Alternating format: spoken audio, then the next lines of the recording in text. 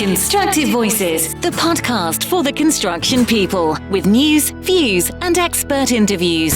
Hello, I'm Steve Randall, and welcome to Constructive Voices. This time we're continuing our focus on females. Last time we spoke to Jo Parker, who has decades of experience in the construction industry. This time we're going to the other end of the spectrum and somebody who's just starting out in their construction industry career. I'm joined, of course, by Peter Finn, Pete the Builder. It's another fascinating episode, Pete. Yeah, absolutely. We have Océane, and she's going to be interviewed today again by Emma, and really interesting interview again. Océane has left her homeland of Rwanda and travelled to fulfil her dream, and I used the word vocation when I was describing Jo at the end of her interview last week, and there's no doubt about it that Océane is exactly the same. She has a drive and a spirit and a will to help people out, and she is doing that through construction and through her engineering aspect. So it's a really good interview again, and I find it really good. I love listening to people when they're starting off on a path and they have their focus and their dreams ahead of them, and what drew them into the construction industry to start off with as well, because I'm a big advocate of people going into construction at all different levels, and I really do drive that. And again, it's fantastic to hear a young lady like Océane and listening to how passionate she is about construction and about her career ahead. Yeah, and I think what's interesting with the interviews that we've heard recently, and I think we've heard this before on different interviews that we've done on Constructive Voices, is people's motivations for getting into the industry. Often when you're talking about engineers in particular, there's always talk of maths and science. Those sort of things are really important to people. How structures can be put together, the angles that are needed, not just for structural purposes, but also to make them look beautiful. But also we're hearing a lot about that, as you say, the vocational side and the wanting to make the world better for people, making things that people will enjoy using, or just things that are functional that really make a big difference, save them time, save them struggles in their life. And I think that's a wonderful theme that we hear constantly on Constructive Voices.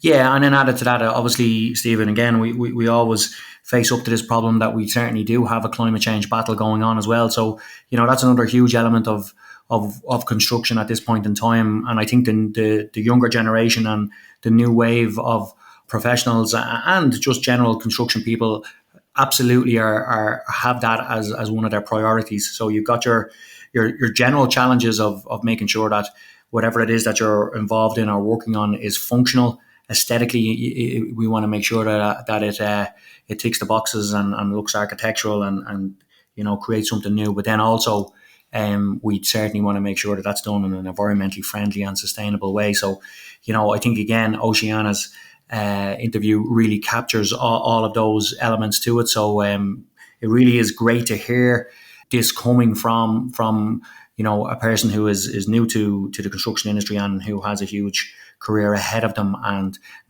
kind of the future is in safe hands when we have people like this involved, and it's really refreshing to hear. It really does show the steps that we are taking forward in the right direction in the construction industry, and long may it last. Absolutely. Let's hand over then to Emma Nicholson, talking to Océane about her career that's ahead of her, and this is going to be great. I am a Principal Sustainability Project Manager. I work for a national consultancy in the built environment in the UK, and I'm a chartered environmentalist. I've been working in the industry for about 25 years. I've also previously been a board trustee for the Women's Engineering Society, and I also chair the EDI Specialist Interest Group for the Women's Engineering Society. My name is Océane Mbaguta.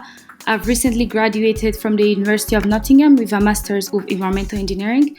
I recently graduated, and I'm looking into getting into a graduate environmental engineering scheme. I joined the Women's Engineering Society EDI Interest Group back in September 2022. Thanks very much, Océane. I'm interested to know, why did you want to study environmental engineering?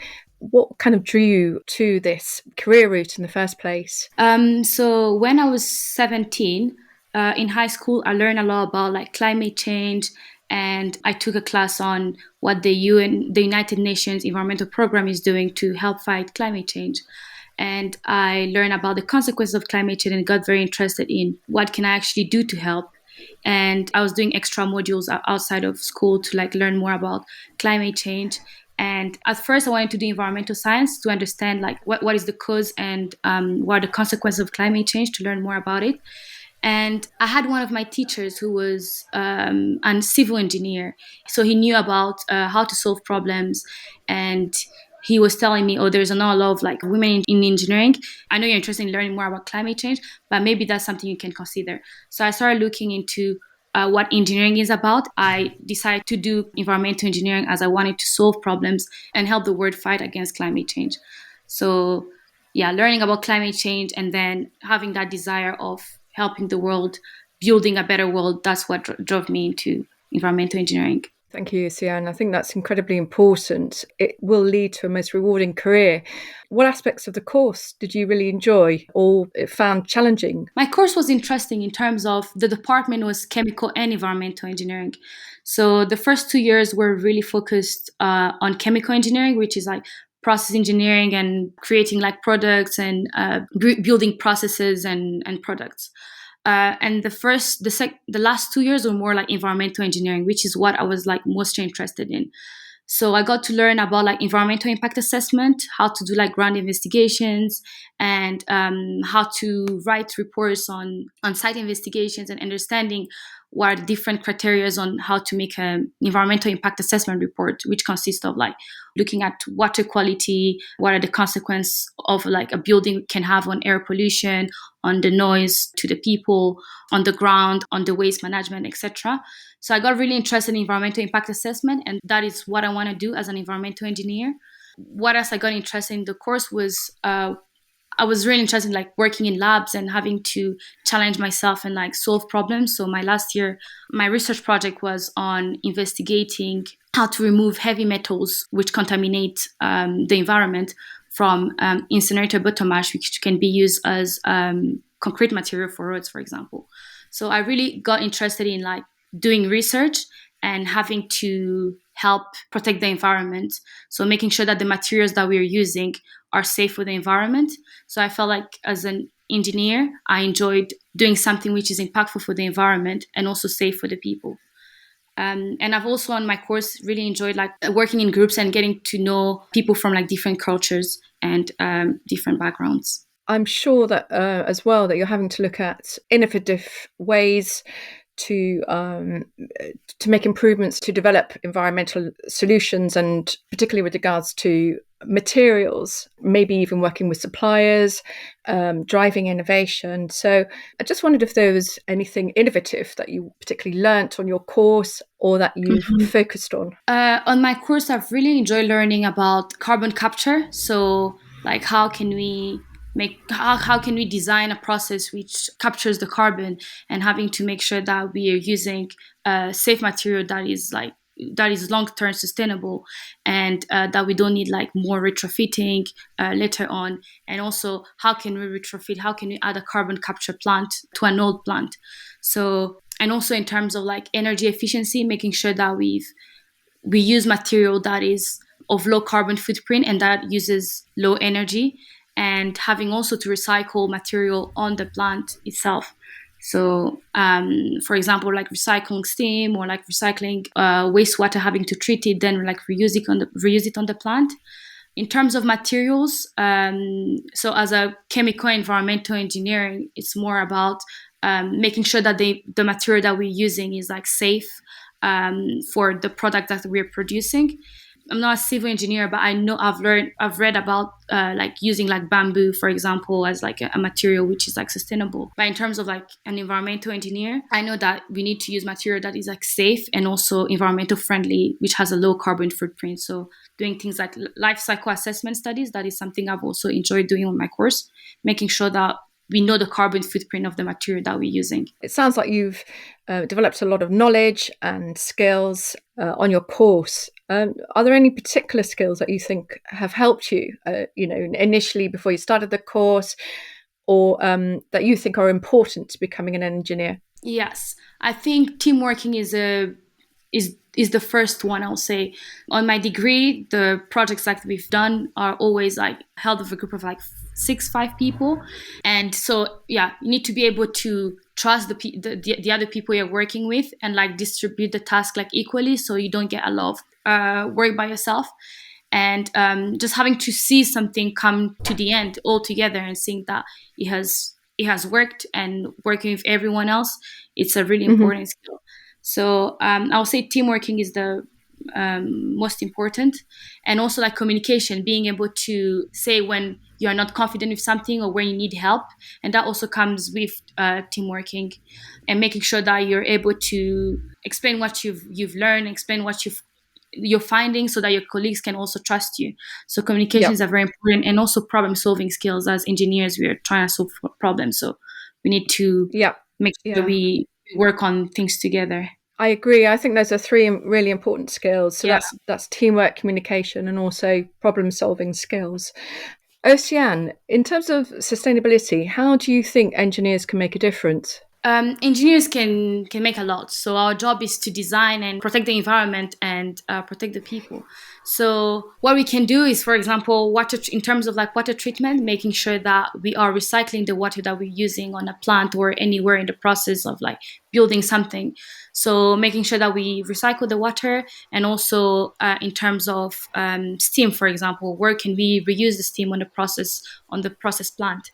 Sustainability in terms of also the material that we're using, a material which is of low carbon footprint, material that is also cheap, because that also comes into sustainability. You just don't want something you want something safe for the environment, but also how sustainable is it in terms of like cost.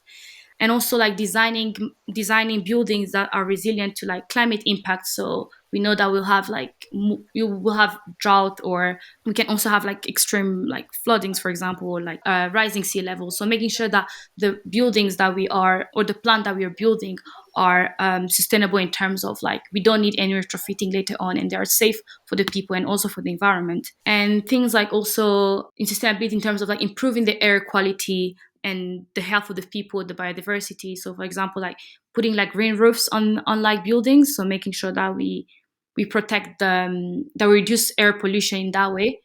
I would like to see a world where biodiversity we can see is protected, and the buildings that we're constructing today and in the future are really like promoting biodiversity. So as I said before, like having like green roofs, for example, and having like areas near buildings where people will be able to live, and like children playing, and you'll have like also like aquatic areas where like, so like a place where you see that you have the buildings, but also like nearby you also have like a range of biodiversity, and most like a perfect world, I would say.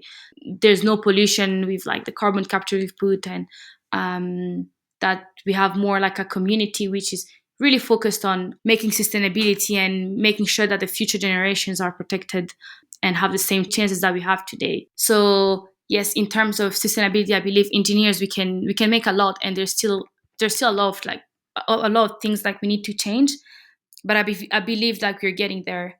And also in terms of like renewable energies, like putting solar panels on like buildings, that's also something as engineers we are able to do. So I want to be able to get an understanding of like different sectors of the environmental growth area, and then become an environmental manager in a few years. So in 10 years time, I hope that will be towards the achieving net zero by 2050. And I hope to see like a big change in terms of like politics and the fundings which are given to projects. So I would like to see a society which is like very committed into sustainability and helping fight climate change. And I hope to be able to contribute myself as an environmental manager in the future. I just have a question now about how you think female engineers champion sustainability in the built environment, and what your ideas are about this. Yes, so just as like male, I believe like female can also build, can do anything, and get into the built environment area. Doing things like, having that group of like climate change emergency for like women, or having like groups of women like who empower each other, or like it's like very important. Female engineers, just like as male, we can do anything, and we can we can build as well. Do you have any views on what can be done to attract women into the industry and engineering as a field? I think already these things, like making like a podcast like this where female engineers and like young females can listen on what other female engineers have done in the past.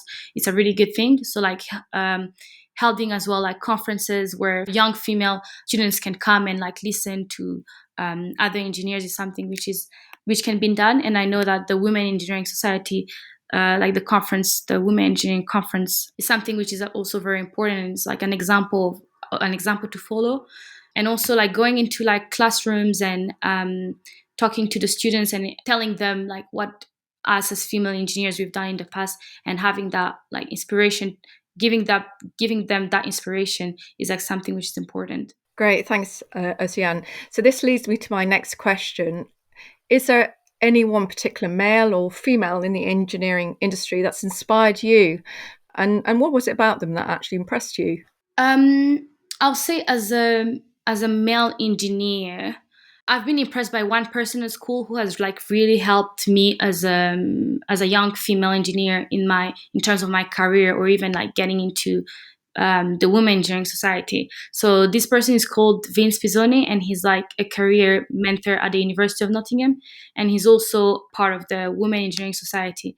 And just seeing someone who's dedicated on not only helping all the engineers and all like the young people in terms of their careers, but he's really also focused on empowering like women.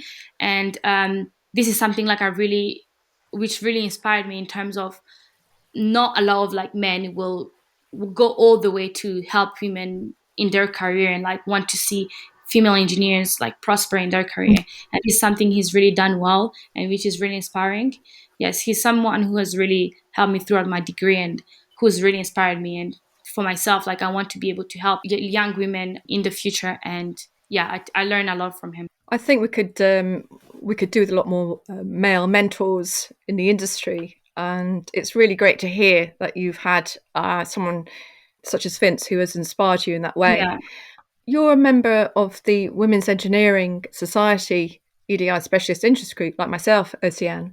What areas of diversity and inclusion interest you is the first part of my question. And then I'll ask you another question, which is the difference that you would like to see improved in an industry with regards to diversity and inclusion. Saying that we are able to help more women get into the engineering sectors. So as like the Engineering UK recent data, like about only like between 14 and 15% of women are female engineers in the UK.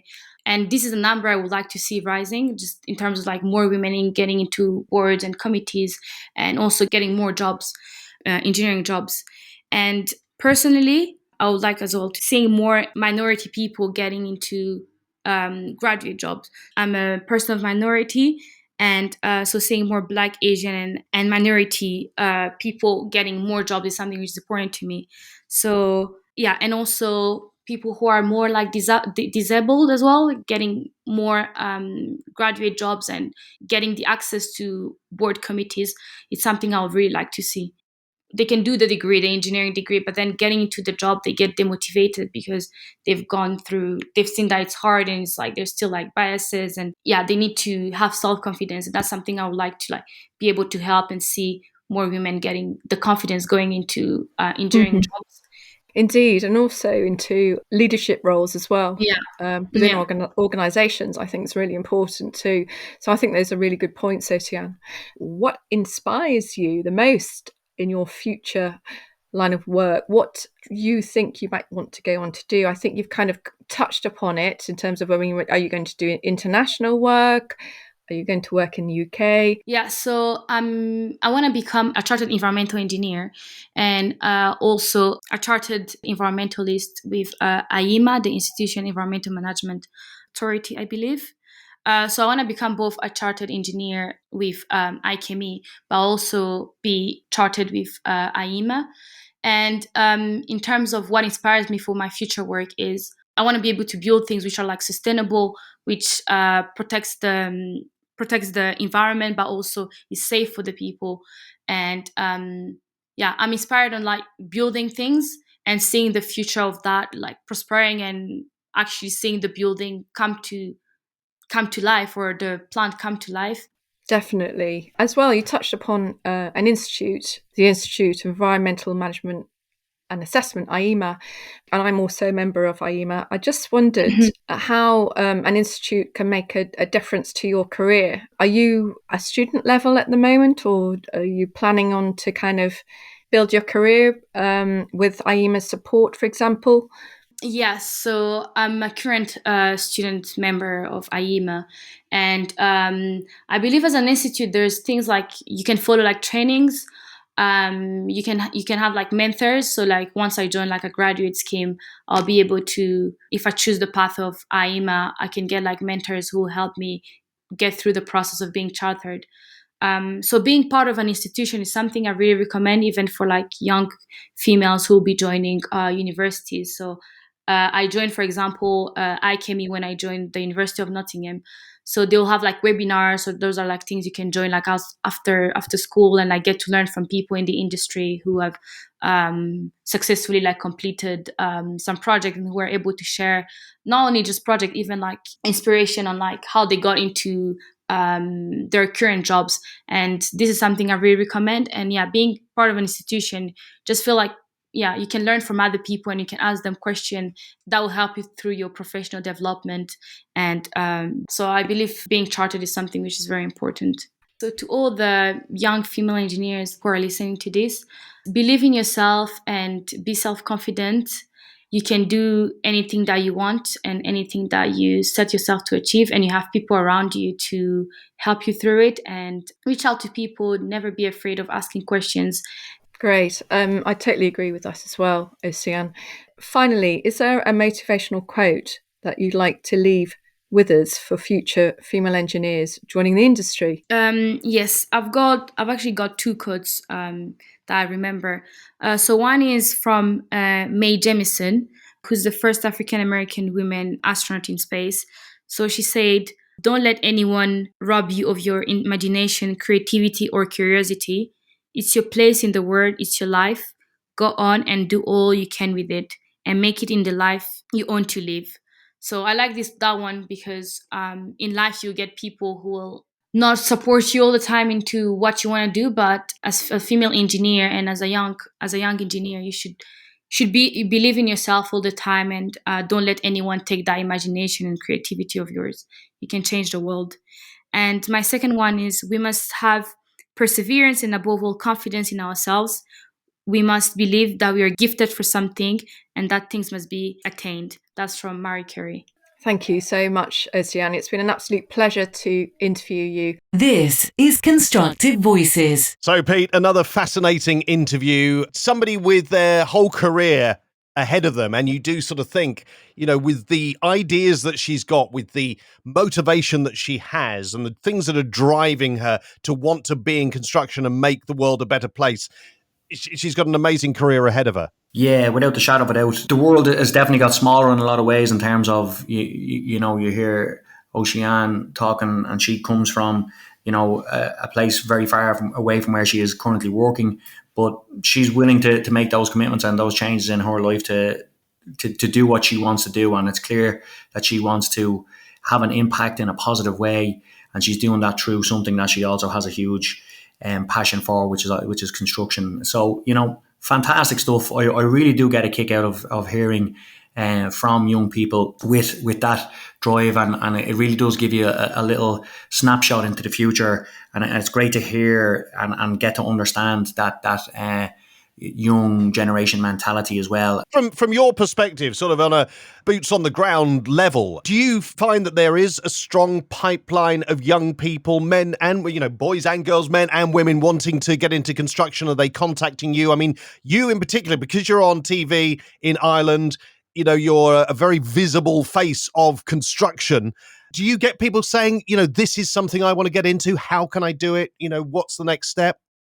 Yeah, I do. And again, I've made no secret of the fact that I really do feel we need to have a huge more amount of input in from female voices and female professionals and female tradespeople. I have I have an apprentice, Jane, that is working with me now. She's just coming to the end of her first year, and she's doing really well and absolutely loves being involved. She's learning her trade as a carpenter and joiner, and she has really excelled. Every apprentice is slightly different, but her approach and her attention to detail is something that is certainly different from what I've seen from a lot of the lads that I would have put through. There's quite a few females that I'm working with on a couple of projects that I'm on at the moment. So there's certainly a change in that direction. Again, it's not where it needs to be, and it's slowly, the numbers are slowly starting to change in terms of the percentage different, but we still have a long way to go.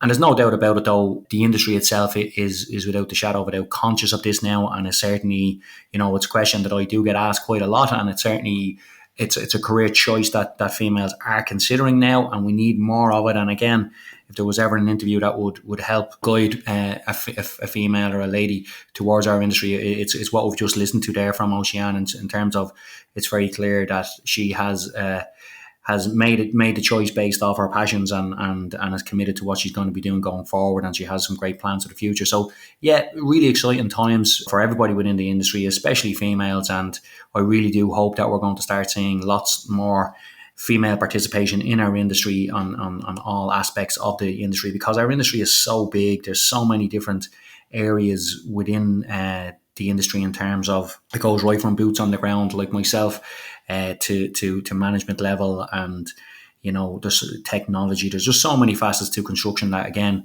here ourselves here at Constructive Voices are regularly highlighting and are regularly talking about. So any females listening, please be inspired by what you've heard today, and please consider our industry as a positive step forward, and do what you can to help us within our industry. And then obviously that in turn can help change the tide in this climate change battle, and help our industry do the right thing going forward. Yeah, and I think that's really interesting to hear that, at the level of apprenticeships in carpentry and things like that, there are young women coming through, because some of the guests that we've spoken to recently, they're working on big infrastructure projects, they're engineers, and they've excelled perhaps at school in maths and science, and that could be off-putting for some who love construction but think, the maths and the science, that's not for me. But actually, at all levels, there are roles, and if you're attracted to the business side, as you mentioned, there are management roles. We need men and women. We need all the different talents in these roles to give us the real perspective, the 360 perspective that we need for the world that we have. Yeah, without the shadow of a doubt. Look, our industry is thriving in terms of, there's so much demand in so many different areas, whether it's residential, infrastructure, and obviously technology is changing all the time, and also the way we live is also changing. So we need full perspective, and we need full buy-in from everybody on board, and those barriers that were there over the generations are slowly being broken down, and the quicker they get broken down, the better. And it's a viable career choice. Construction is definitely a place where you can enjoy your career and also make good money as well. So let's not rule that out as well. There's lots of financial and economic opportunities here for people of no matter what their gender and what their situation. So yeah, lots of exciting times ahead, and lots more really good interviews ahead as well. And we're going to continue our team as well with females in construction. I'm looking forward to hearing more of those stories and much more stories that we have from within the industry itself as well. Pete, we'll talk again next time. Good stuff, Steve. Chat to you soon. And that's all for this episode of Constructive Voices. Please take a moment to share it with others who may find it interesting. Follow or subscribe to get the latest episodes automatically on your favourite podcast app, and rate and review the podcast if you can. You can also listen to the latest episode by saying, Alexa, play Constructive Voices podcast. Here's Constructive Voices. Here's the latest episode. And on our website, where there's lots more information too. That's constructive-voices.com. Don't forget the dash. Until next time, thanks for listening. You're really helping us build something.